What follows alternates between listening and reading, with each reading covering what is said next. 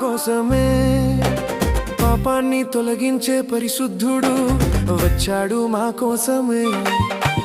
చీకటి తొలగించే శ్రీమంతుడు పుట్టాడు మా కోసమే.